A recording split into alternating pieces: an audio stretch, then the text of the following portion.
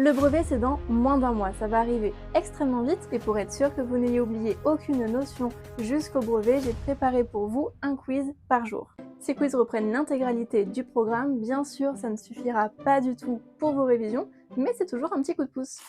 La question du jour, quelle est la décomposition en produits de facteurs premiers de 1050? Bon là c'était simplement un QCM, il fallait juste répondre A, B, C ou D. Si tu veux réfléchir un peu plus, je te laisse mettre pause, sinon on regarde ça ensemble. Déjà on voulait un produit. Un produit ça veut dire qu'il n'y a que des multiplications. Donc on peut éliminer la C, d'autant plus que l'on voulait des facteurs premiers, donc des nombres premiers. C'est quoi un nombre premier?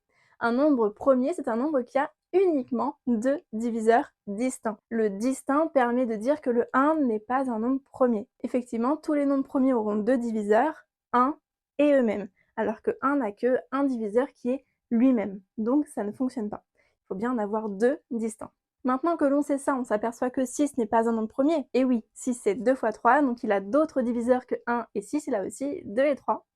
Donc 6 n'est pas premier, de même pour 25, 25 c'est 5 fois 5, donc en plus de 1 et 25, il a aussi 5 comme diviseur. Ces nombres ne sont pas du coup des nombres premiers, donc ils ne peuvent pas être des facteurs premiers dans nos produits, et donc finalement la seule bonne réponse était la B. Ça c'est un QCM qui tombe extrêmement souvent au brevet. Toutes les réponses valent bien 1050, et c'est la manière dont on rédige l'expression qui fait que oui ou non c'est un produit de facteurs premiers ou pas.